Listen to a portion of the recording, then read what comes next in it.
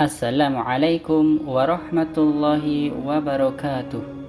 Bagaimana kabarnya hari ini anak-anak?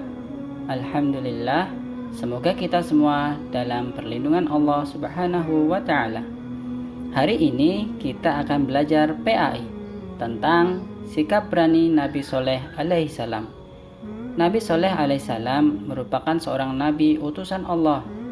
Beliau merupakan anak dari Ubaid bin Jabir bin Samud.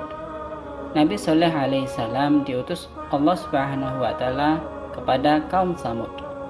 Nabi Soleh alaihissalam mengajak kaum Samud untuk menyembah kepada Allah semata. Anak-anak yang soleh dan soleha, sebelum kita bercerita lebih jauh tentang keberanian Nabi Soleh alaihissalam, mari kita berkenalan terlebih dahulu dengan kaum Samud. Kaum Samud adalah kaum yang kaya raya, penuh dengan harta benda. Kaum Samud dikenal pandai mengukir rumah-rumah besar dari sebuah gunung. Akan tetapi, karena hal tersebut, mereka menjadi angkuh dan sombong. Mereka tidak mau menyembah kepada Allah Subhanahu wa ta'ala. Lalu, diutuslah Nabi Soleh alaihissalam kepada mereka seperti dalam firman Allah Subhanahu wa ta'ala Quran surat Hud ayat 61. وَإِلَى ثَمُودَ أَخَاهُمْ صَالِحًا قَالَ يَا قَوْمِ اعْبُدُوا اللَّهَ مَا لَكُمْ مِنْ إِلَٰهٍ غَيْرُهُ هُوَ أَنشَأَكُم مِّنَ الْأَرْضِ وَاسْتَعْمَرَكُمْ فِيهَا فَاسْتَغْفِرُوهُ ثُمَّ تُوبُوا إِلَيْهِ Inna Rabbi qaribun mujib. Yang artinya, dan kepada Samud kami utus saudara mereka Soleh. Soleh berkata, "Hai kaumku, sembahlah Allah. Sekali-kali tidak ada bagimu Tuhan selain Dia.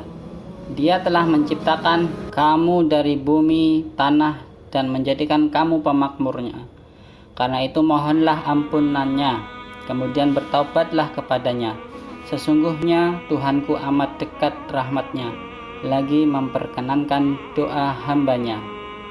Akan tetapi, kaum Samud menolak ajakan Nabi Soleh alaihissalam dan meminta didatangkan sebuah mukjizat kalau dia memang seorang Rasul Allah. Lalu Allah Subhanahu wa ta'ala memberi mukjizat berupa seekor unta betina yang keluar dari dalam sebuah batu besar, seperti yang diterangkan dalam Al-Quran surat Hud ayat 64.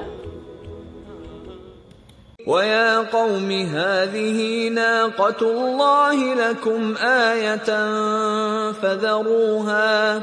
فَذَرُوهَا تَأْكُلْ فِي أَرْضِ اللَّهِ وَلَا تَمَسُّوهَا بِسُوءٍ فَيَأْخُذَكُمْ عَذَابٌ قَرِيبٌ.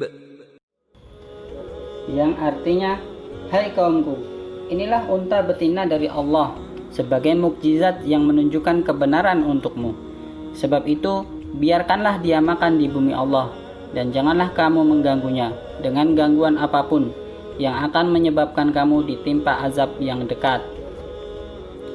Unta ini disebut naqatullah, yang artinya unta Allah, yang berarti anak-anak, unta ini bukan unta biasa.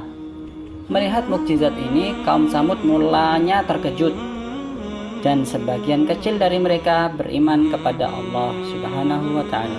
Akan tetapi, sebagian besar dari mereka tetap dalam kekafiran karena kesombongannya.